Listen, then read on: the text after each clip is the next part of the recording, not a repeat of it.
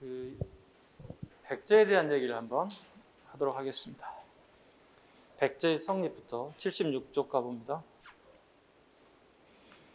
부여와 고구려 계통 유민 귀류 원조가 남하하였습니다. 이미 설명드렸죠. 얘들은 어머니가 소손이라는 얘기 설명을 드렸어요. 그죠? 소손의 아들들이죠. 소손하고 주몽이 결합이 돼서 만든 나라가 고구려, 그리고 그 아래 원조와 비류, 그 다음에 원조의 아들, 주몽의 아들 유리, 이렇게 라이벌 구도가 만들어졌다고 그랬죠. 그래서 왕위 계승권이 이렇게 연결된 거죠. 이렇게, 그죠? 이렇게. 얘들은 어떻게 남쪽으로 떠나와야 됐다는 얘기 드렸고, 원조는 서울에다가 한성에다가 백제를 만들었고, 여기는 이초월에다가 비류백제를 만들었다. 그 내용 그대로입니다. 다시 가보죠. 백제는 초기에 만 54개국 중 하나로 시작되었으며 유민이 지배층을 형성하는 가운데 점차 주변 지역을 복속 세력을 확장했다. 백제 건국 설화 사료는 여러분 좀 읽어봐 주시기 바랍니다. 선생님이 했던 얘기 그대로 들어가 있을 겁니다. 고이왕부터 가도록 하겠습니다. 고이왕 봅니다. 율령반포 필수적인 겁니다. 꼭 알아야 됩니다. 율령반포 가장 빠르죠. 가장 빠릅니다. 자, 자주 나오는 질문 또 있습니다. 뇌물 받는 관리는 종신형 밑줄 긋습니다. 뇌물 받는 관리는 종신형에 처했다. 강력하죠. 그 21세기에 뇌물 받는 공무원들 어떻게 취급합니까? 지금 현재 김영란법. 김영란법에 여러분 공무원이 되라고 하면 점심시간에 밥도 얻어먹으면 안 돼요. 10,000원짜리 이상 밥도 얻어먹으면 안 된다고. 민원이 식사 좀 하시죠. 그래서 12,000원짜리 짬뽕 하나 먹었다. 12,000원짜리 설렁탕 하나 먹었다. 목이 날아갈 수 있어. 여러분들은 안 그럴 거예요. 왜냐하면 여러분들 몸에 습관에 배인 게 뭐냐. 더치페이가 습관에 배어 있어. 그치? 그러니까 누군가 가서 밥을 사준다 해서 내키지 않아. 그죠? 자존심 상하기도 하고 내 돈 내가 사 먹는 거지 굳이 내가 남에게 얻어먹으려고 하지 않거든요. 여러분들. 지금은 누가 사줘서 먹을 수 있어요. 근데 공무원이 되면 순간 여러분들은 김영란법의 적용 대상자가 됩니다. 정신을 받든 선물 받든 현금으로 뇌물을 받든 다 걸려들게 있습니다. 오케이? 자, 다시 갑니다. 뇌물 받는 관리는 종신형이야. 살벌하지. 백제라는 나라가 이렇습니다. 절도시 유형, 유배간다는 뜻이에요. 그리고 2배 배상입니다.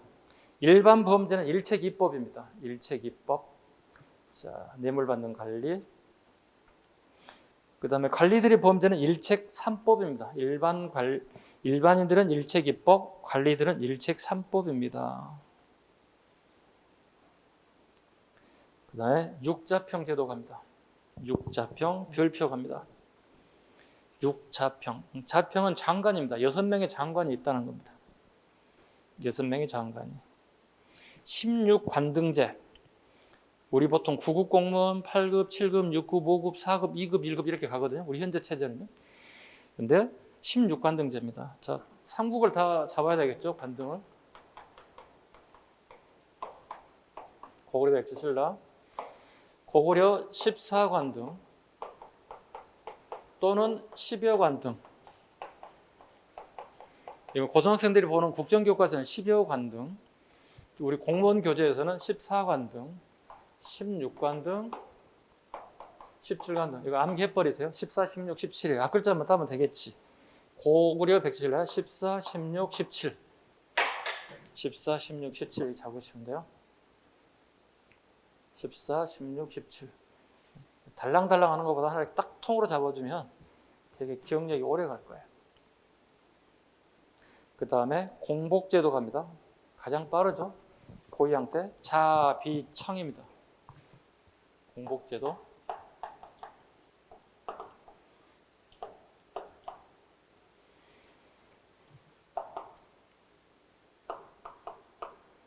자비청입니다. 자색, 비색, 청색입니다. 자비청. 백제에 대한 얘기.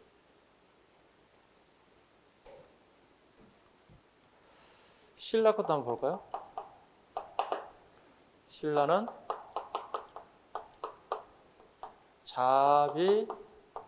자비청입니다. 불러줄까 한글로?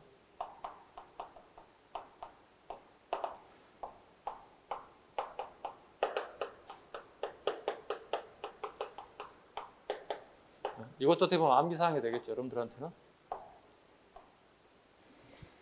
자비청왕, 자비청, 자단비노. 공통적인 게 다 자색이죠.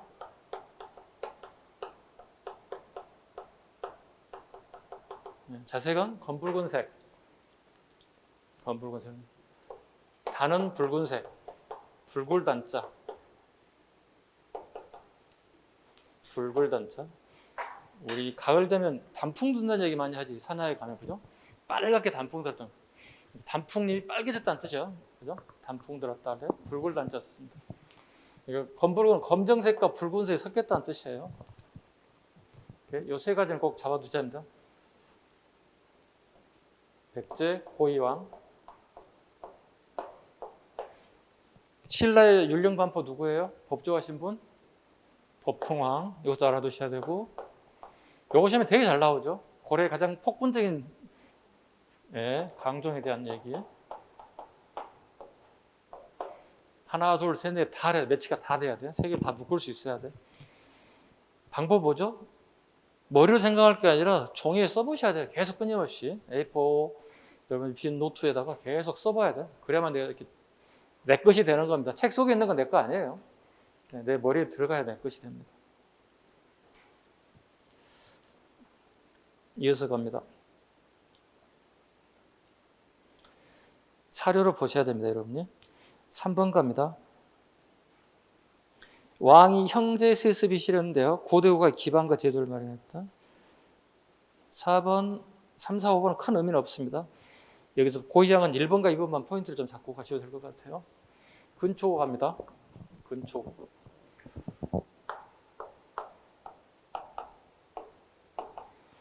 (4세기) (5세기) (6세기) 최고의 전성기를 한번 이렇게 얘기해 보겠습니다.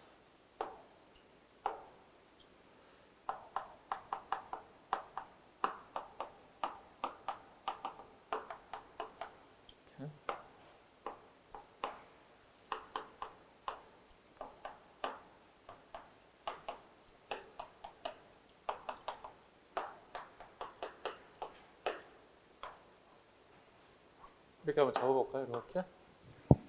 머릿속에 들어와야 됩니다. 이게 이제 가장 필요한 이유가 뭐냐면,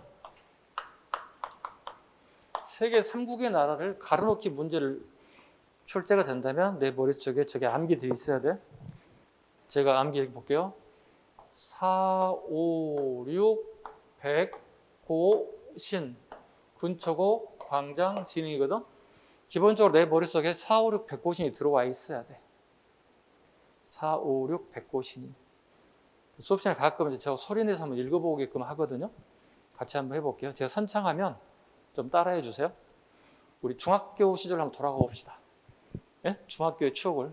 선생님 선창을 따라하세요. 오케이? 4, 5, 6, 100고신. 한 번만 더 합시다. 4, 5, 6, 100고신. 아유, 4, 5, 6, 100고신은 근초고, 관계투, 상기투, 이거 설만 붙이면 되는 거예요. 내 머릿속에 기본적으로 4, 5, 6, 100고신이 들어가 있어야 돼. 이렇게 얘기하겠지. 근초광에 대한 업적을 가로 하나 잡아주고, 이걸 나로 잡고, 이걸 다로 잡은다 쳐봐.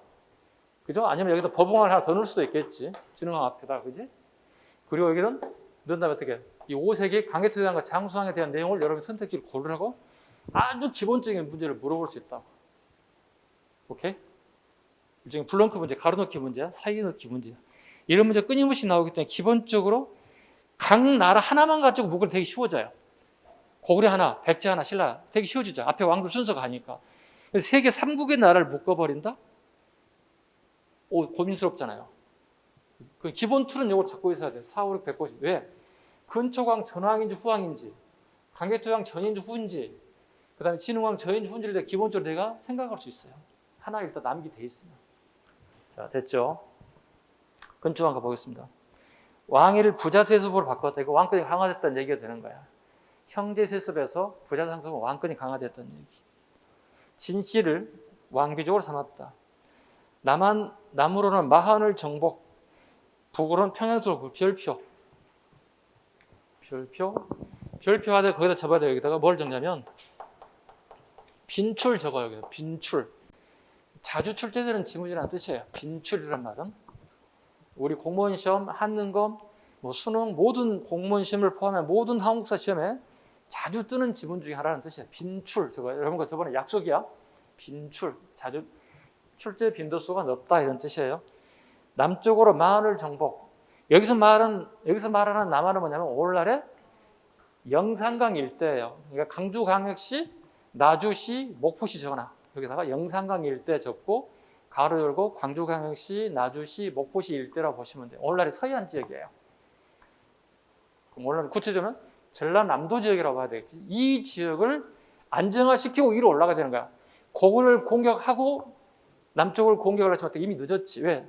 남쪽이 불안한 정치상을 놔두고 북쪽으로 올라갈 수 없는 거야. 남쪽을 안정화시키고 북쪽으로 올라가 그거를 공격하는 거야. 순서로. 그래서 남쪽으로 마한을 정복하고 북으로 평양성을 공격, 고구건항을 살해하였습니다. 그랬습니다. 그죠? 근초고 아들이 같이 갔다고 그랬지. 할 쏘아서 죽인 사람 누구라고 그랬지 아까? 기억나세요? 근초고양의 아들 근구수. 근구수에서 쏜 화살이 죽었다. 그 화살을 뭘 한다고 그랬지 아까? 막 함부로 쏜 화살이었어. 그렇지. 유씨에 맞아서. 근구수가 쏜 유씨에 맞아 죽었다.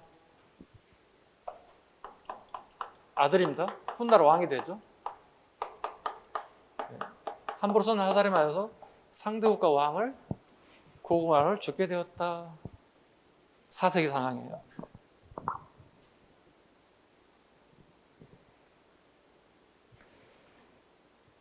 오른쪽 3번으로 갑니다. 요소지방, 일본 규슈지방으로 진출. 고대 상업사를 형성. 남중국의 동진과 친교했다. 3번에 앞에다 빈출 적어봐. 빈출. 빈출이야. 빈출. 출제 빈도수 높다. 좌측에 지도 한번 봐주실래요? 좌측에 사이드에 지도 한번 보세요. 76쪽 봐주세요. 우리 백제에서 봐. 요소, 산둥, 동진, 규슈 지역까지. 그죠? 뭐라 할까? 이게 백제라는 나라가 되게 특이한 게 재평가되는 것 중에 뭐냐면 중국의 여러 나라와 교류하고 다음에 일본에까지 전파가 됐죠. 그래서 이렇게 얘기합니다. 백제 이 4세기 시기는 백제가 삼국 중에 허파 역할을 했다는 거예요. 상대 국가의 중국의 여러 나라들의 문화를 들여왔고 밖으로 내뱉었다는 거예요. 전파했다는 뜻이에요. 그래서 우리 몸속에는 허파가 그죠? 받아들이고 내뱉는 역할을 계속 해주잖아요. 그러니까 허파 역할을 하게 되었다 이런 표시를 하는 것 중에 하나가 근초광 시기입니다. 동진으로부터 영동 장군 낭랑태수 병에 앞에다가 난이도를 올려볼까요? 앞에다가 이렇게 동진으로부터 좌측에 지도 봐보세요. 동진 위치 봐보세요. 동진 위치 보세요. 꼭 기억하셔야 돼요. 동진이에요. 그 다음에 동진에서 산둥반도 있죠. 좌측에 산둥반도 위에 뭐가 있나요? 전진이 있지. 전진과 동진을 잘 잡아야 돼. 왜? 우리 불교사를 할 때 전진에서는 고구려로 불교가 전파돼. 오케이? 그 다음에 동진에서 어떻게? 백제로 불교가 전파돼. 오케이? 기억 잘 하셔야 돼. 불교사 공부할 때 전진에서 불교가 고구려 전파됐다. 이걸 북방불교. 자, 동진에서 백제로 불교가 전파됐다. 북방 반대로 뭐야? 남방불교 이렇게 얘기한다고. 그러니까 인도에서 불교가 만들어졌던 게 중국으로 건너온다고. 히말라야 산맥을 건너서 다시 중국에서 남쪽과 북쪽으로 불교가 쪼개지면서 북방불교, 남방불교 이렇게 나뉘어진다고. 오케이? 그래서 고구려에 전파된 불교를 뭐라 불러? 대승불교라고 돼. 남쪽으로 전파된 거 뭐예요? 소승불교라고 해. 대승이란 말은 큰 수레. 즉 고구려 쪽에는 뭐야? 배고픈 사람이 되게 많았다는 거야. 그래서 큰 수레에다 사람을 싣고 이동한다는 뜻이 되는 거고.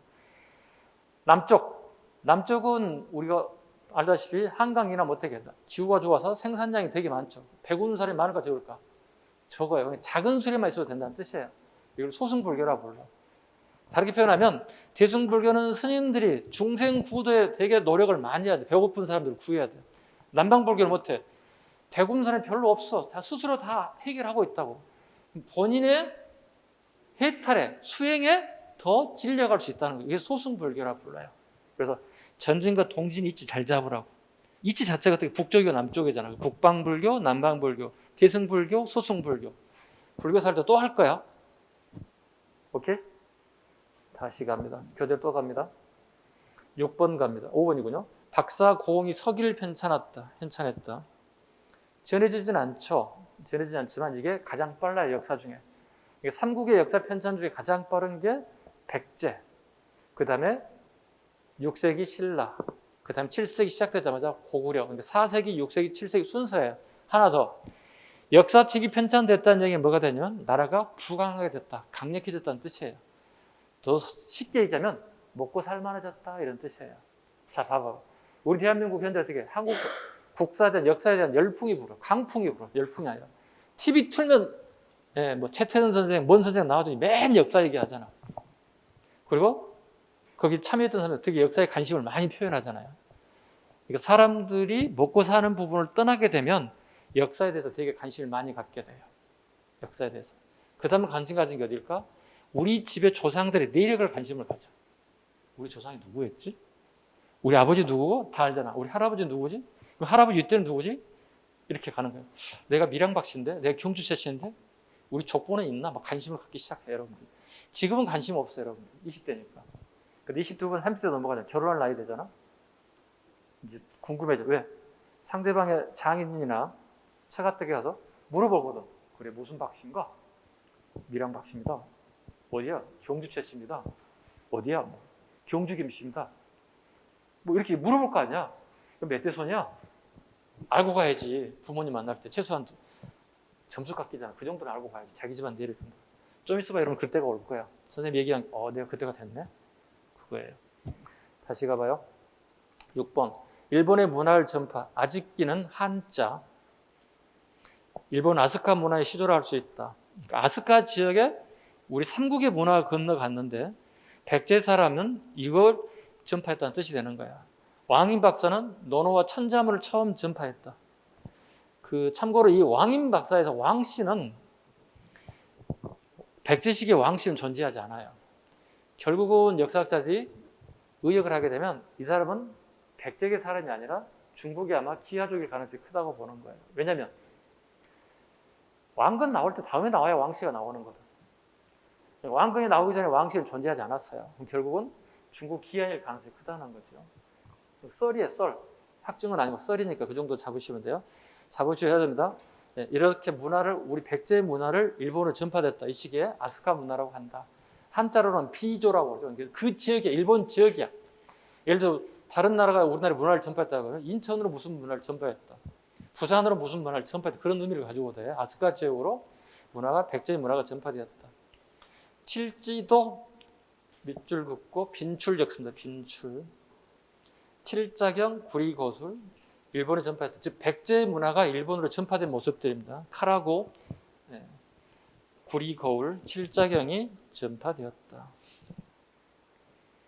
그 다음에 사료 1번, 2번, 3번이 있죠. 세 번째 사료가 있죠. 이거 다 여러분이 보셔야 돼요. 제가 읽으면 시간 낭비고요. 다 읽으셔야 됩니다. 첫 번째 것은 좀 난이도가 올라갑니다. 백제국은 본래 고구려와 함께 요동의 동쪽 천리에 있었다. 그 후 고구려 요동을 차지하니 백제는 요소를 차지하였다. 백제에 통치한 것은 진평군이라고 한다. 요소에 밑줄 긋습니다. 그리고 진병이 현에 밑줄 긋습니다. 자, 그러면 요 시기는 중국이 어느 시대냐 말이야. 백제가 중국 땅을 어느 정도 일부 지역을 차지하고 있다는 얘기가 되는 거거든. 봐봐. 되게 특이하잖아. 봐봐. 여기가 고구려, 여기가 백제, 신라 이렇게. 오케이? 자, 이렇게 흐르는 강을 우리 뭐라고 하는 데서 요하라고 그랬지. 그지? 중말로 라호호. 여기를 동쪽이기 때문에 동쪽. 여기가 서쪽이니까 요소 이렇게 부른다고. 근데 백제가 여기 배를 끌고 이렇게 갔다는 뜻이야. 요소의 일정 부분 지역을 일정 기간 동안 경략했다는 표현을 쓰거든. 일정 기간 통치했다는 거야. 그러면 중국의 상황이 어떤 상황이길래 이 지역을 누군가 여기 내 땅에 와서 점령하더라도 꼼짝 못했다는 얘기다. 누가 시비 걸 사람이 없었다는 얘기지. 자, 우리가 이 땅을 지키기 위해서 저기 군사도 있고 사람도 있을 거 아니야. 누군가 총칼 들고 온다 어떻게 우리 지키기 위해서 나갈 거 아니야. 그지? 보호하기 위해서. 근데 없었다는 얘기가 되는 거잖아. 그래서 중국 어느 시기란 얘기죠? 응? 그렇지. 5, 16국식이라고. 중국의 시기는 뭐라? 5, 16국 시기라고 알아야 돼. 이게 공부 좀 한 사람 다 알아야 한다고. 5호는 뭐야? 봐. 호자가 오랑캐 호자야. 오랑캐가 5개가 5개의 오랑캐족이 16개 국가를 만들다 보니 이게 내 땅인지 내 땅이 아닌지 구분 못하는 시절이라는 뜻이야. 그래서 5, 16국 시기 혼란기이기 때문에 우리가 백제가 일정 기간 동안 경략했다 이런 표현을 쓰는 거예요. 그런데 출제자들은 이걸 노린다고. 비슷한 단어가 또 있어. 5대 10국 시기가 있다고. 이건 10세기 상황이에요. 10세기 상황이라고. 10세기 상황. 요건 몇 세기 상황이야? 4세기 상황. 600년 차이야. 오랑캐가 활개치던 시절이야, 중국에. 5대 19군, 여기 봐봐. 5대 19군. 우리나라에 고려 왕건이 활약했던 시기야. 그래서 왕건이 어떻게 중국 눈치 보지 않고 후백제와 신라를 통합하는데 에너지를 다 쏟을 수 있었다는 얘기지. 자, 여기서 말하는 호자는 오랑캐 호자라서. 오랑캐들이 세웠던 나라가 13개고 한족이 세운 나라가 16개고 통상 이걸 갖다가 5, 16국 시기 이렇게 불러요. 좀 고급스러운 문제가 그거야. 5, 16국인지 5대 10국인지를 구분 못하는 사람들이 있어요. 그럼 이걸 딱 함정파면 쓱 틀릴 수 있어요. 출제자는 그런 건 노리는 거야. 이 친구의 공부가 어느 정도 됐는가 보는 거야. 5호하고 5대를 구분할 수 있는지. 오케이? 구분하실 것. 마찬가지 왕건할 때도 어떻게 이걸 살짝 집어넣으면 어떻게 틀린 점이 된단 말이야. 모의고사에서 이런 걸 끊임없이 제가 연구를 볼 거예요, 여러분들. 그때 틀리시면 안 돼요. 5호 16국, 5대 10국 잘 구분하셔요.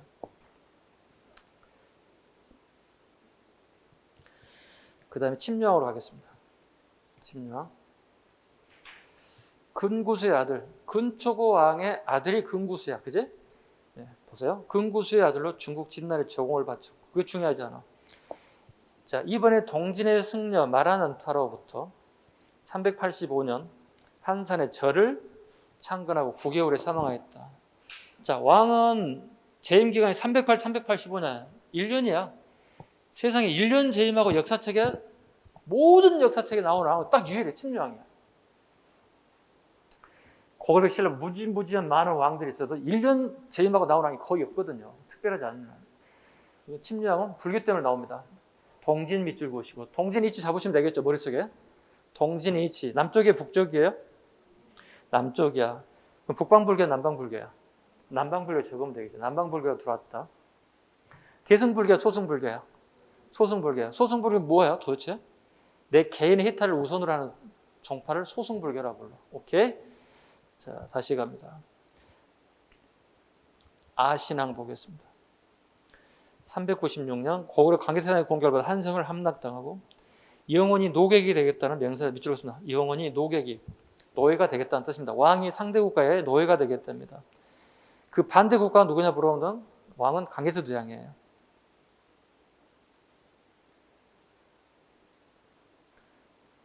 이때부터 뭐가 되는 거죠? 강개토 대왕이 전생에 어떻게 백제는 되게 힘들어진 시기예요. 백제 왕들이 아무리 잘나도 강개토 대왕을 이길 수 없는 시기예요. 비유한 겁니다. 나제동맹을 밑줄로 씁니다. 장수왕에 대항하여 나제동맹을 체결하게 되었다. 백제와 신라가 나제동맹을 맺었다. 비유왕과 신라에는 눌지왕입니다. 살짝 적어. 신라에는 눌지왕.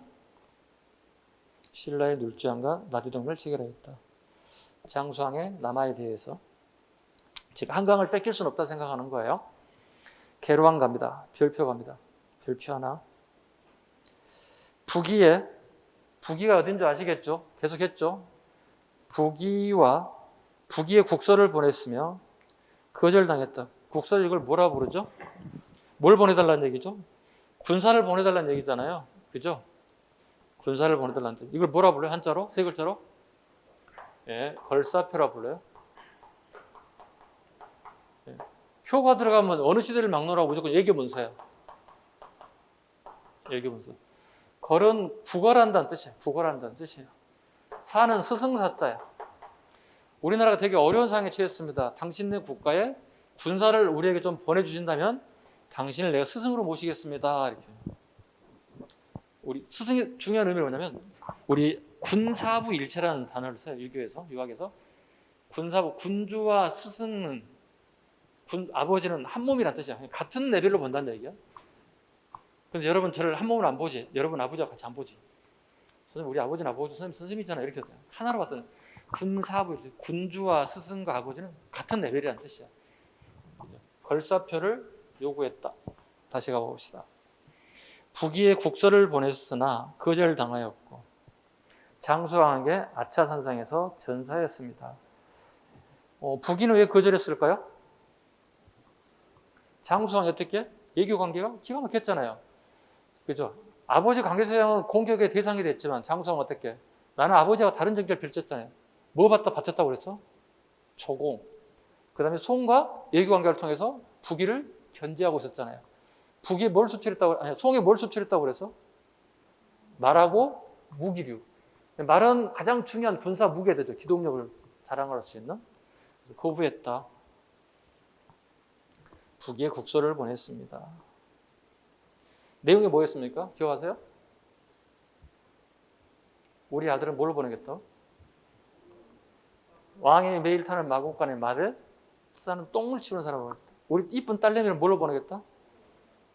그렇죠. 여러분 부모님한테 가보세요. 제가 처벌 가도 되겠습니까? 아버지가 난리 나겠죠. 그럴 여성분도 안 계시지만 이랬다는 거. 얼마만큼 그 계로왕의 어떤 그 상황이 급박했음을 갖다 엿볼 수 있다는 거예요. 문주왕 갑니다. 계로왕이 전사한다고 그랬죠. 어디에서? 아차산성에서 아차한순간에 목이 날아갔습니다. 원래는 어디 있었다고 그랬죠? 몽촌토성에. 서울의 몽촌토성, 강남에 있는 송파구에 있는 몽촌토성의 평성에 있다가 공격을 시작됐다는 소식을 듣고 아차산으로 도망갔다가 잡혀서 목이 날아갔다. 아차하는 순간에 목이 날아갔습니다. 아차산성에서. 문주왕 갑니다. 웅진으로 천도했습니다. 그러니까 기록에 그 문주왕은 계로왕의 아들이라는 설과 동생이라는 설 14살인데 지금 현재 아들로 가겠습니다. 설이 여러 가지 있으니까요. 웅진으로 천도했습니다. 오늘날의 공주로 천도. 즉 남천시대, 남쪽으로 천도한 시대를 개막하였으나 보다시피 그다 오래 살지 못했으나 475에 477년 2년 남짓하게 살았잖아요. 해시성애들에게 피살당했습니다. 이게 있어요. 오늘날에 서울에 살던 그 권력자들이 공주로 내려갔어요. 공주에는 뭐가 있어요? 토착 세력이 있어요. 왕과 중앙의 귀족들이 공주에 와서 권력을 잡으려고 해요. 그럼 토착 세력이 있잖아요. 뭐라고 그럴까? 야, 여기는 내 속된 말로 될까요? 나발이야 이렇게 했다는 얘기야. 감히 내 지역에 와서 왜 우리 와서 니네들이 왕 노릇을 하려고 하냐는 얘기지. 그래서 어떻게? 토착 세력과 한양에 있던 세력들이 내려가서 한 방 붙게 되면 어떻게? 왕권이 나약해지는 거예요. 서로 권력 다툼이 이렇게 해서 피살이 되게 많았어요. 문주왕도 피살되고 되게 동성왕도 피살되고 되게 많은 왕들이 수명이 짧아졌어요. 권력 다툼에 희생됐다 보시면 되겠습니다. 문주왕은 꼭 잡으셔야 된다. 남천시대 한양에서 한성에서 드디어 남쪽으로 내려가는 시기가 됐다. 동성왕 가보겠습니다. 신라 소지왕 이벌천 비지의 딸을 결혼하여 결혼정명을 맺었다. 아까 설명드렸죠. 결혼정명을 맺게 되었다. 이거죠. 고구려의 남하에 대비해서 처음 맺어진 게 나제동맹이었죠. 이거 가지고 부족하니까 어떻게 해요? 혈명동맹을 맺는 거 이렇게 맺는 거예요. 나제동맹을 맺었다. 신라와 백제가 동맹을 맺었다가 이제 혈맹관계, 그죠? 가족끼리 결혼을 시키는 것들이 왕실끼리. 그래서 결혼동맹을 통해서 고구려의 남하를 막으려고 노력했던 모습들입니다. 볼까요? 웅진 토착 세력인 백시, 사시, 연시 등을 등용하여 한강예수전 귀족들을 견제하여 왕권을 강하고자 했다. 이러다 보니 어떻게 서울에 내려간 세력들이 억울하지. 내가 어떻게 데리고 왔는데 나를 배신해. 이렇게 서로 싸우겠지. 3번 국방력 강화 책으로 나성, 우두성, 이산성을 축조, 수도의 방어를 정비. 또한 부여의 가림성을 축조했다. 가림성의 밑줄 그어요. 부여의 밑줄 그어요. 부여의 가림성. 이건 7급으로 적어요. 7급용이에요. 7급에 자주 나오는 빈출이에요. 이치 잡으라는 뜻입니다. 공주가 아니라. 다음 페이지. 동상의 마지막. 4번 탐나를 복소가했다. 오늘날의 제주도를 복소가했다. 그분 이름이 모대입니다. 그래서 이름까지 성까지 하면 부여모대다. 모대왕이라고도 하고 삼국사기에 보면 정식 이름은 부여모대이기도 합니다. 자, 그림 하나 보고 갈까요? 강진구에 있는 아차산성, 계로왕의 전사 지역이기도 해요. 또 하나 있어요. 고구려 장수 온달도 여기 전사 적어놔요. 고구려 장수 온달도 아차산성에 전사합니다. 고구려 장수 온달도 아차산성에서 전사하죠. 즉 고구려 땅을 빼앗으러 왔다가 전사하게 되는 케이스. 그 다음에 웅진천도 보시죠. 웅진, 공주, 공산산성, 문주왕 때 천도했다. 가보신 분? 없지? 선생을 본 적이 없어요? 무령왕릉이 건너편에 있고 무령왕릉 건너편에가 공산산성이 있어요. 가서 한 번쯤 가서 보시는 것도 괜찮아요. 우리 시험에 또 나올 수 있는 게 있어요. 공산산성 웅진 밑에 적어놓을 게 하나 있어요. 조선시대에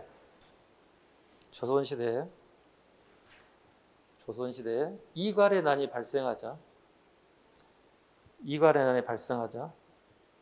인조가 공산산성으로 일주일 동안 몽진 피난 갔어요. 꼭 잡으셔야 됩니다. 응? 뭐라고?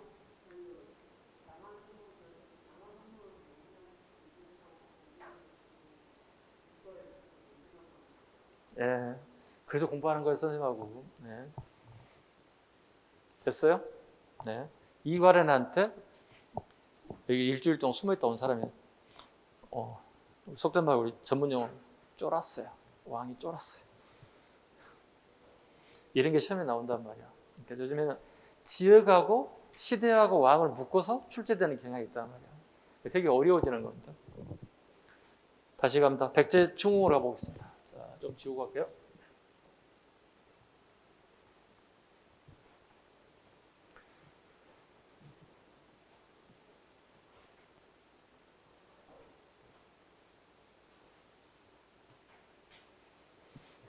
백제 중흥 보겠습니다.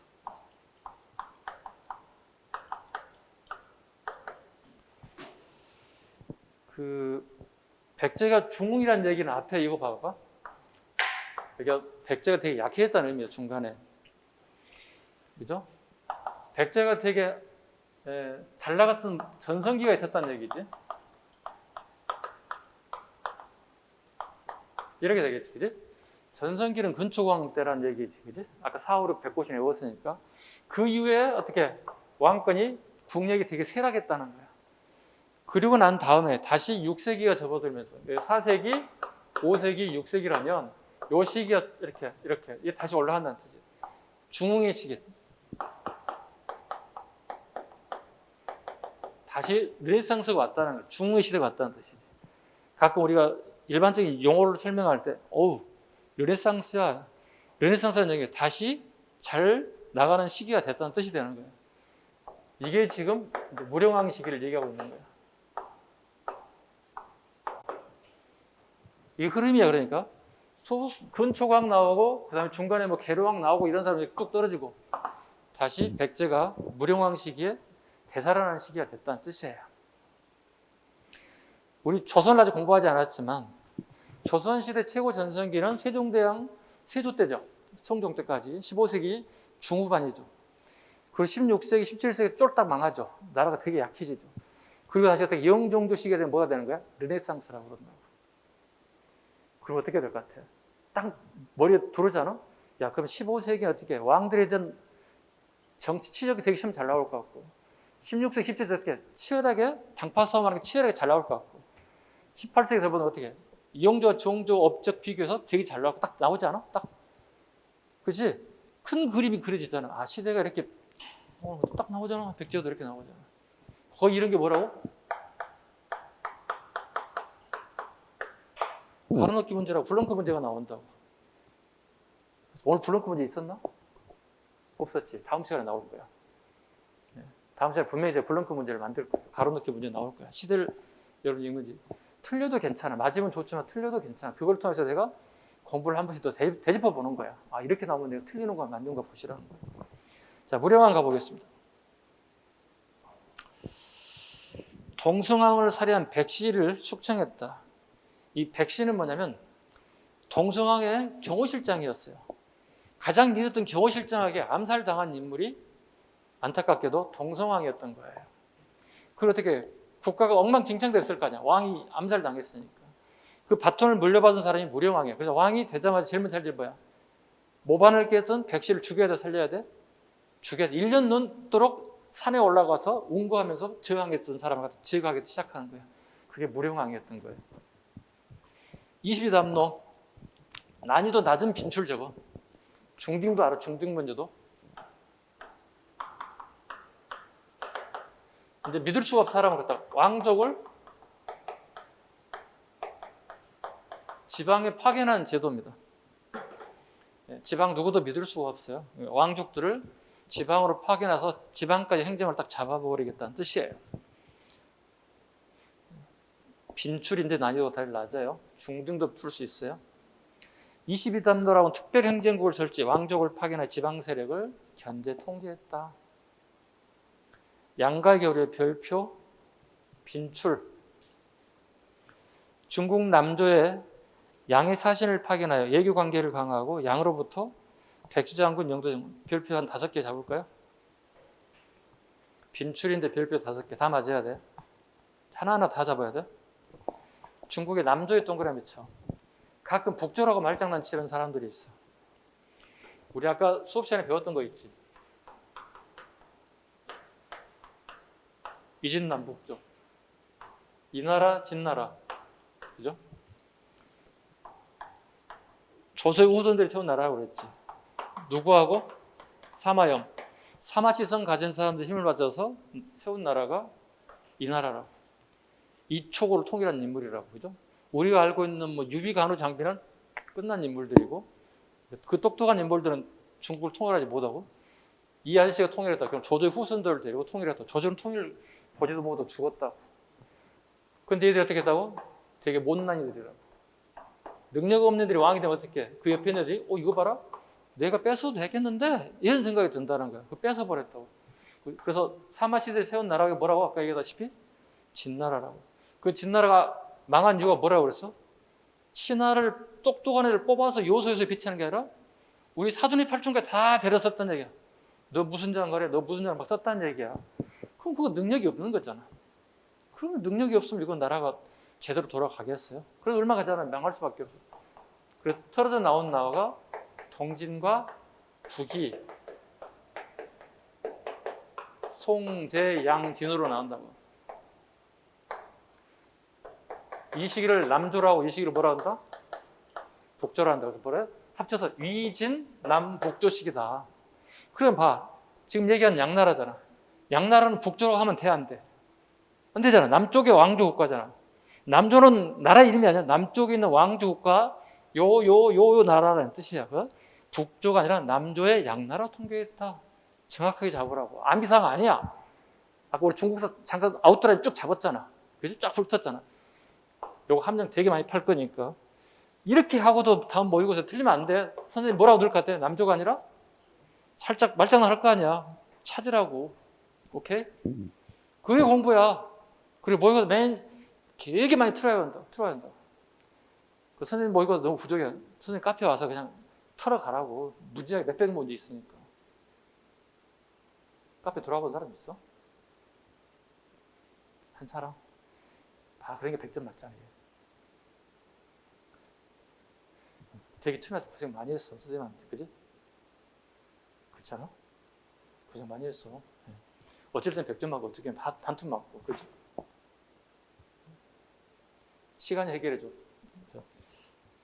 주변 사람 100점 맞는 거 보고 반성 좀 하시면 돼. 와, 씨, 어떻게 100점 맞지? 한 바퀴 돌아봐. 100점 맞죠? 안 맞으면 어떻게 박수? 화나야 돼. 자주 얘기하잖아요. 뭐, 원장님 말씀하시겠지만, 얼마 전에 전라남도 제일 먼저 학교사가 발표가 됐는데 컷이 되게 낮아요. 금년 첫 제도가 바뀌었잖아요. 옛날에 필수 과목, 선택 과목이 있었잖아요. 근데 요즘엔 정해져 있잖아요. 이번에 행정법이 좌우할 것 같아요. 그래서 행정법이 어려워서 그런지 컷이 되게 낮아졌어요. 행정직이 80점 초반, 그 다음에 군 단위는 70점대, 일반 행정직 같은 경우에. 그 다음에 나머지 기술직이죠. 뭐 사회복지, 뭐 건축, 토목, 뭐 이런 나머지 기술직, 여기는 60점대야. 여러분들은 마찬가지. 행정직은 최소한도 84, 5점 정도로 잡아야 안정권으로 가요. 시험에 따라 다르서 아마 인천 같은 경우도 아마 컷이 되게 낮아질 것 같은 느낌이 들어요. 일반 행정직 같은 경우는. 대신 나머지 기술직 파트는 되게 커트라인이 낮아질 거예요.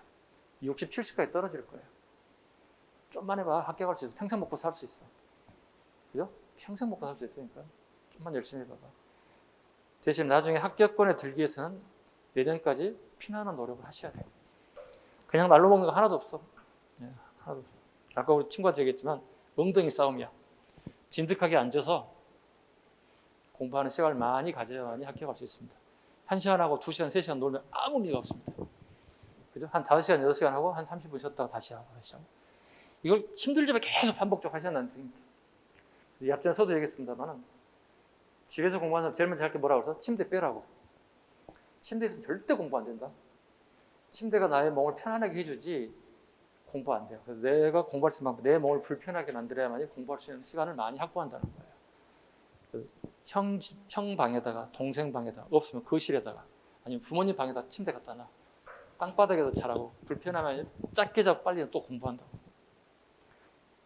떠나서 어떻게, 침대 옆에서 어떻게, 아우 졸려, 1시간만 자고 일어나서 1시간이 아니라 10시간 자고 일어난다.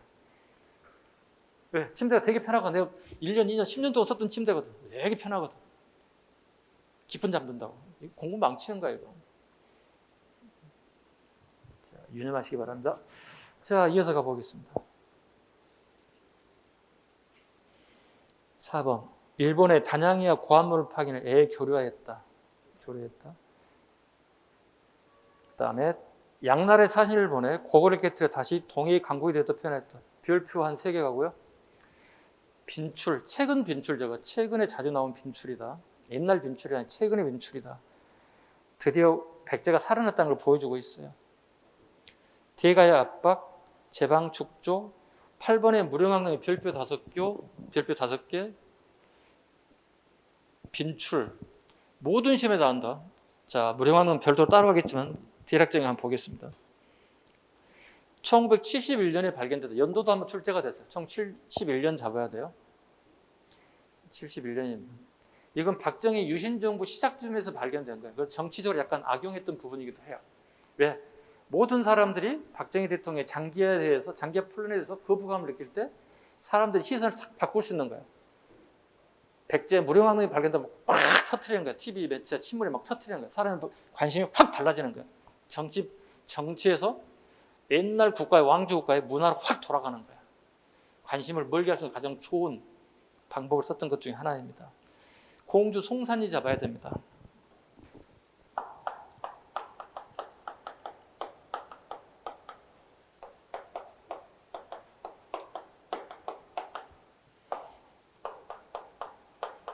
둘 다 백제 왕조 국가가 있었던 곳이죠. 공주와 부여는요. 그러니까 공주는 송산리고 부여는 능산리예요. 이거 구 못하면 안 돼요. 아셨죠? 끊임없이 말장난칠 거야. 공주 송산리, 부여 능산리. 공주 송산리, 부여 능산리. 잘 구분하세요. 자, 처음 발굴 때 연화문 벽돌 무덤이다. 연화문은 연꽃 문양이 그려진 벽돌이라는 뜻이에요. 연꽃 모양이 그려진. 연꽃이 벽돌이 이렇게 있다는 거예요. 벽돌로 만든 무덤이라는 뜻이에요. 근데 연꽃을 알다시피 이렇게 그린다면 이런 식의 그림이 있다는 얘기예요. 연꽃이 새겨져 있던 연화무늬의 벽돌이다. 연꽃이 그렸다는 건 뭐죠? 불교가 반영되고 있는 모습이에요. 왜냐하면 부처님이 열반하셨고 나중에 다시 환생한다면 연꽃으로 환생한다는 설이 있거든요. 그래서 우리 연등회 할 때 연꽃에다가 불 넣고 이렇게 연등회 하는 거 보셨죠? 부처님 오시나 보면 신에 막 쫙 연등 불이 걸리잖아요. 그 얘기고. 벽돌 무덤이다 그랬습니다. 네. 벽돌 무덤이다. 한자로도 적어주세요. 전축분이다. 벽돌 전자, 싸울 축자, 무덤 분자. 우리나라는 벽돌 무덤이라는 게 존재하지 않았어요. 이게 중국의 양나라의 무덤 양식이었던 거예요. 즉 우리나라는 그 당시에 벽돌을 만들 수 있는 기술이 없었어요. 도대체 왜 못 만듭니까? 봐봐. 우리 흙을 빚어서 사각형을 만들어서 1400도, 1300도에 가마에다 넣어서 도자기 만들지 만드는 거야. 이게 벽돌이야. 적벽돌이야 이거. 빨간 벽돌이야. 우리 가끔 우리 주택들 보면 이렇게 빌라들 보면 옛날 건물들 빨간 적벽돌로 지었던 것들 있지. 그거야. 그걸로 무덤을 만든 거야. 근데 이 시기에 우리나라에 벽돌 만든 기술이 없어요. 우리나라 가마가 들어온 거야. 견훤이 후백제를 건국한 시기에 처음으로 도자기 만든 가마가 처음 들어와요. 어림도 없는 시기잖아요. 몇백 년 전 얘기잖아요. 우리는 저 기술이 없었다는 거야. 만드는 기술이. 중국의 기술자들이 와서 양나라의 기술자들이 와서 만들었거나 또는 만들었던 제품을 가져와서 우리가 시공했을 거라는 거예요. 그건 정확하게 알 수는 없어요. 기록이 없으니까. 그죠? 가져오는 게 쉽지도 않았을 거예요. 왜냐하면 그 무거운 걸 배에다 싣고 어떻게 건너기 쉽지 않거든요. 그렇다면 기술자들이 와서 어느 곳에다가 가마를 만들고 만들었을 거라는 추측이 가능한데 데이터가 없어요. 아직 발견된 뭐가 없어요. 그 남조의 양날의 금제 관장식이 보이더라. 금으로 만든 장식들이 보이더라. 지석 밑줄 긋습니다. 현존 최고 가장 오래된 지석이다. 문을 오픈했다고 문을 열었더니 되게 두 가지 중요한 물건이 발견됐어. 이걸 지석이라고 그래.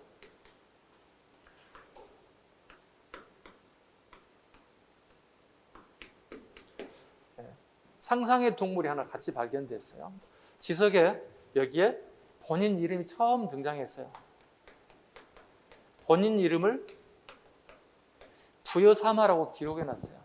그러니까 우리 역사상 왕 중에 처음이자 마지막으로 없어요. 본인 무덤에 묘지의 명예로 비석에다 자기 글을 새겨놓은 거예요. My name is 부여사마로 적어놨다고. 그러니까 왕 중에 유일무이예요. 그래서 유일하게 우리나라의 왕이 조선 거 빼고요. 조선은 다 이미 나와 있으니까 상관없는 거고 삼국시대, 고려시대에 처음이다. 무덤에서 자기 이름을 기록했다. 그래서 여기 이름이 부여사마였다. 무령왕의 이름이 사마였다는 뜻입니다. 석수, 여기 석수입니다. 돌로 만든 짐승, 짐묘수라고 합니다. 이건 상상의 동물. 이건 중국 양나라 무덤에 꽃 같은 게 발견돼요. 대신에 이게 있어요. 사이즈가 석수든 지석이든 간에 우리는 되게 스몰 사이즈. 대신에 중국 떼국놈들은 되게 크게 만들었어요. 사이즈가 되게 부피도 크게 만들었어요. 꽃 같은 모습인데 크기가 달랐다는 사실. 청동 제품, 양나라 동전 등이 출토되었다. 일본과의 관계를 하면서 금송관이 밑줄 긋습니다. 금송관. 그 나무의 종류가 이렇게 있는데 이렇게 우리 나무를 하면 이렇게 올라가서 이게 색깔이 노란색, 금색깔이라는 뜻이에요. 금색으로 만들어진 금색깔 띠는 소나무라는 뜻이에요. 이건 일본의 왕실과 귀족들의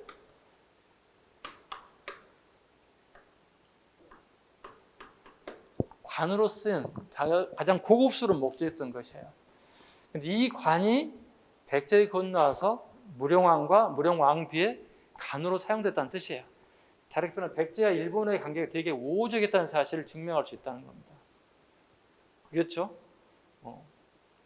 근데 이렇게 선생님이 일본에서 배에다 싣고 와서 다시 관을 만들어서 입관하려면 되게 오래 걸 텐데 어떻게 죽은 사람 그렇게 오랫동안 방치하겠습니까? 이렇게 하잖아요. 의문 가죠? 보통 3일상을 지내니까 우리 냉동실에서 시체를 넣어서 부패하지 않게끔 만들거든요. 요즘에 장례식에는. 여기는 뭐죠? 3년상을 치렀다는 뜻이에요. 부패하고 난 다음에 뼈만 나오면 그걸 다시 치르는데 3년이 걸려요. 이게 3년상을 치렀다는 얘기는 뭐냐면 무엇이 종교로 뭐가 보이는 거예요? 유교도 보이는 거예요. 그래서 여기는 유교, 불교, 도교가 다 보여요. 네, 삼교가 다 보이기 시작해요. 3년상을 치르게 됐다.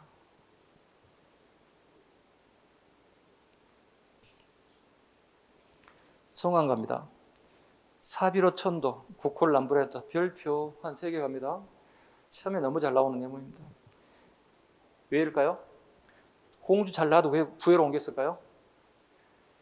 그 해의 교류가 용이라고 전해요. 공주는 가보시면 꽉 막혔어요. 밖으로 나가기 되게 쉽지가 않아요. 근데 부여는 강을 통해서 바다로 나갈 수 있는 통로가 있어요. 그래서 해로 진출하기 용이해서 천도했다 보시면 돼요. 제도 정지. 육자평 제도를 개편하여 부여의 12부, 새로운 도시를 내놨던 새로운 도시계획이 12개 부서로 나뉘었다는 뜻이고요. 그 다음에 예관을 10부로 총 22부를 확대했다. 22부에 줄였습니다. 12부, 예관 10부, 총 22부를 확대 정비했다. 그 다음에 수도를 5부, 5개로 쪼갰다. 요즘 치면 뭐 구야, 구. 뭐 남구, 중구, 뭐 동구 이런 식으로 구. 지방을 5방의 행정구역으로 정비했던 상황입니다. 오른쪽 갑니다. 불교 진흥. 3번에 별표 5개 하시고 빈출 적습니다. 너무 많이 나옵니다. 빈출.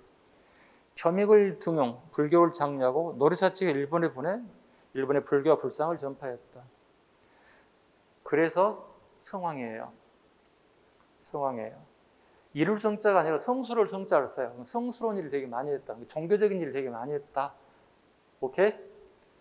종교적인 일을 많이 했다. 그래서 성스러운 성자를 써서 성황이다 이렇게 얘기합니다. 대신 조선의 성황은 뭐야? 이룰 성자를 써요. 많은 걸 이뤘다 해서 성황을 써요. 성자를 써요. 좀 달라요. 낮의 동맹 결렬갑니다. 성황이 죽어가는 이제 얘기를 하겠습니다. 신라 진흥왕과 동맹하여 일시적으로 한강 하류를 회복하게 됩니다. 성왕과 진흥이. 참고로 성왕의 딸이 진흥왕의 부인이기도 해요. 왜? 이미 결혼 동맹이 맺어진 사이예요. 둘이 힘을 합쳐서 고구려 점령한 땅을 둘이 힘을 합쳐서 빼앗겠다는 뜻이에요. 연합작전을 펼쳤다는 뜻이에요. 그런데 신라 진흥왕의 배신으로 신라에 다시 뺏기게 되었습니다. 이에 성왕은 격분하여 대가야 및 일본과 합세하여 군사를 이끌고 신라를 공격. 결국 김무력 장군에 의해서 관산성에 죽었습니다. 관산성 원래 충북 옥천입니다. 관산성에서 체포됩니다. 전사하게 됐습니다. 이로써 120년간에 걸친 나대 동맹은 결렬되고 백제는 가야 된 영향력을 잃게 되었습니다. 그럼 앞으로도 뻔하지 않나요? 성왕이 죽고 난 이후에 백제의 왕들은 추후에 무조건 신라의 원수를 갚는 정책, 국지전이 되게 많이 벌어져요. 그리고 백제가 망할 때까지 의장식이 망할 때까지 백제는 신라를 끊임없이 공격합니다. 끊임없이 공격합니다. 왜? 성왕의 원수를 갚기, 자기 조상을 원수를 갚기 위해서. 결과적으로는 그 원수 갚다가 백제가 망하고 맙니다. 660년에. 그 다음에요, 이덕왕 가보죠. 자, 수나라의 고구려를 협공하자는 국서를 보내기도 하였고 일본 범용사 창건에 도움을 주기도 했다. 이번에 왕흥사 건립, 이번에 별표 갑니다. 왕흥사를 건립을 시작하였고 왕흥사는 부여입니다. 꼭 부여입니다. 공주가 아니에요. 이미 이덕왕은 부여시기 왕이에요. 왕흥사를 건립하였고 완성은 무왕입니다. 왕흥사 꼭 잡아야 돼요. 아마 내가 다음 시간 모여 가서 낼 거예요. 이거. 왕흥사는 공주가 아니라 부여입니다. 3번 갑니다. 3번의 별표이자 난이도를 좀 올리겠습니다. 관산성 전투에서 사망한 아버지 성왕을 위해 금동대항로. 그 성왕이 목이 날아가죠. 그 야사의 정사는 아니지만 이렇게 나옵니다. 성왕의 시신의 목을 잘라서 신라인들이 신라 궁궐 입구 출입구 계단 밑에다가 배장을 했어요. 몸뚱아리 부분만 아들이었던 이덕왕이 백제에 가서 장례를 치렀어요. 매일 신하들이 출근할 때마다 계단을 밟고 올라가겠지 우리가. 그치? 그럼 매일 자기 아버지 머리를 누가 계속 밟고 다니는 거야. 그러면 그 자식 입장이 되면 어떻게 될까? 누군가가 우리 아버지 시신을 계속 밟고 다닌다고 어떻게 되게 기분 나쁘지. 왜? 그렇잖아.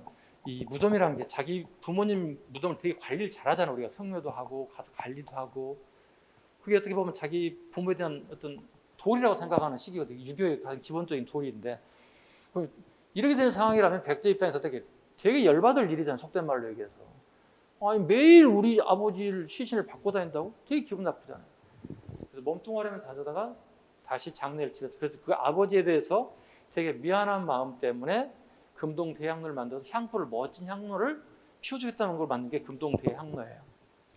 처음 금동 대향로가 발견됐더니 이게 도대체 누가 만들었지 몰랐어요. 엄청난 예술품이에요. 백제 최고의 걸작이에요. 적어야 돼요. 금동 대향로는 불교와 도교의 합작품이에요. 불교도 보이고 도교도 보여요. 불교, 도교. 이것만 가르쳤다고. 네. 불교, 도교 예술성이 가미된 명작이다 이렇게 가르쳤다고. 이거 누가 만들었지를 몰랐다는 거예요. 그게 이덕광식이 만들었던 사실을 알게 된 이유가 있어. 그 밑에 창왕명 석조사리감 있지. 밑에 그림 봐봐. 창왕명 석조사리감이 보이시지? 여기에 뭐냐면 창왕이란 말이 뭐냐면 이덕왕의 본명이 부여창이야. 그러니까 이덕왕은 죽고 난 다음에 붙인 게 묘호야. 속된 말로 얘기하지. 그 유명한 세종대왕도 자기가 세종대왕인지 몰라. 무슨 이 모릅니까? 죽고 난 다음에 후대왕이 세종이라고 붙여주는 거니까. 그럼 당연히 봐봐. 당연히 이 사람은 모르겠지. 내 이름이 죽고 난 다음에 뭐라고 부르는지 모르잖아요. 그런데 이덕왕의 살아생전에 부여창이기 때문에 살아있는 왕이다. 명했다가 창왕이 명해서 뭐냐면 자기 아들이 죽었어요. 어린 나이에. 그러면 부모가 자식이 죽으면 어떻게 되겠어? 미치겠지. 그래서 그 아들의 명복을 기원하기 위해서 석조, 돌로 남은 관을 만들어서 이렇게 여기에다 사리감, 요만한 금조로 만든 동그란 그릇 같은 거 생겨서 진신사를 집어넣어서 보관했다는 뜻이에요. 처음에는 위에 있는 거 봐봐. 다시 금동대향로가 누가 왜 만드는지를 몰랐어요. 어느 시기에 만드는지도 몰랐어요. 근데 창왕명 석조 사리감이 발견되면서 이걸 전부 다 이덕왕식에 만들었던 사실을 알게 된 거예요. 하나의 문화재가 몰랐던 것 같다. 하나도 발견되면서 알게 된 거였어요. 재밌는 것은 금동대향로를 발견한 계기가 이거예요. 이제 부여가 관광지가 되면서 엄청나게 많은 사람들이 와요. 차를 끌고 와요. 그럼 뭐가 필요해? 주차장이 확보가 돼야 돼요. 그럼 관광지가 좀 멀찍한 곳에다가 주차장을 만들기 시작했어. 그죠? 주차해야 되니까. 그리고 포크레인을 공사를 하는데 갑자기 이상하게 뜬 거야. 봤더니 이게 나온 거야. 금동대향로가 나온 거야. 깜짝 놀랐지. 백제 문화를 완전히 뒤바뀌는 거야. 근데 되게 낮은 장소에 나왔거든. 깊이 판 게 아니라. 결국은 이게 뭐야? 되게 이급한 상황이 돼서 가지고 가다가 나중에 다이치하고 파서 묶고 떠나지 않았을까 정도 추측한다는 거예요. 그 정도밖에 추측할 수 없어요. 생각해봐. 되게 중요한 보물을 갖다 백제의 보물을 갖다가 땅에다 파묻는 사람이 없잖아. 보통 우리가. 그죠? 되게 귀중한 곳에다 이렇게 보관할 텐데, 안전한 거 보관할 텐데, 건물이 있던 것도 아니었다는 거예요. 네. 훗날 창왕의 석조사리가 아들이 죽고 난 다음에 만들었던 것들이다 보시면 되겠습니다. 그 다음에 밑에 중요한 하나 더 보겠습니다. 무왕비 선화공자 미륵사 석탑 출두 사리봉안기 보겠습니다. 삼국유사 기편에 무왕조에는 무왕과 신라 진평왕의 딸 선화공주의 결혼설화와 익산 미륵사의 창건설화가 기록되어 있는데 미륵사의 석탑의 해체 중에 2009년지를 발견된 금제사리봉안기에 밑줄 꼽아 금제사리봉안기에 자평 사택적덕이 밑줄 꼽아 사택적덕 그러니까 무왕의 장인 어른이야. 육자평 중에 하나였던 사택식성 가문의 사택적덕의 딸이 돈을 내서 이걸 만들었다는 뜻이에요. 자, 백제왕후가 재물을 희사해서 가람을 절을 창건하고 기해년에 사리를 이건 뭐냐면 절을 짓고 앞에다 미륵사의 탑을 만들었다는 거야. 그 미륵사의 석탑 밑부분에다가 홈을 파가지고 누가 돈을 주고 누가 뭘 만들어서 했다는 기록을 그대로 그 사이에 집어넣는 거야. 다행인 것은 일제강점기 훼손돼서 콘크리트로 보완을 했는데 그 밑부분에 동그랗게 홈을 파가지고 거기다가 이걸 누가 왜 만들었고 중요한 물건을 사리를 넣는 걸 몰랐던 거예요. 그래서 이걸 처음으로 2009년 해체하는 작업 중에 포크레인 가지고 올리는데 갑자기 뻥 뚫린 구멍인데 갑자기 금색깔 뻥 나온 거야. 이걸 카메라로 올 촬영하고 있었어요. 왜? 예전에 실수를 반복하지 않기 위해서. 이게 깜짝 놀란 거지. 많은 학자들이 여기에는 역사학자, 고고학자, 미술사학자 모든 사람이 총동원됐어요. 전문가들이. 왜? 무령왕처럼 무령왕은 실수하면 안 되니까. 무령왕릉은 한 3, 4년을 걸쳐 해야 할 끄집어내야 할 공사를 갖다 한 3일 만에 끝냈거든. 2박 3일 만에 다 끝내버렸거든. 그건 엄청난 실수를 했거든. 그거 반복하지 않기 위해서 카메라까지 모든 걸 다 동원했어요. 이게 발견됐어요. 결국은 봐보시면 선화공주하고 무왕하고 결혼이 삼국유사에 설화처럼 전달이 돼 있어 우리에게 머리에. 그러면 무왕의 부인에도 왕비는 선화공주일 까 생각하는 사람들 모든 사람이 머리에 들어가 있다는 거예요. 당연히 그러면 이 봉황기에 선화공주 공주가 나와야 되는데 선화공주는 말은 한마디도 안 나오는 거예요. 대신에 왕비가 사택적득의 딸이었다는 거예요. 다르게 표현하면 성왕 세력과 익산 세력의 결합이라고 보셔야 돼요. 그게 익산에서 발견된 뜻이에요. 즉 부여가 수도인데 익산 세력과 결혼하게 되면서 익산 세력의 지원을 받아서 미륵사를 창건해야 되는 뜻이 되는 거예요. 여러 가지를 해석할 수 있는 거예요. 여러 가지로. 시험에 잘 나올 수 있는 요소들이니까 잘 봐주시기 바랍니다. 다음 편 7세기 백제는 잠시 쉬어가겠습니다.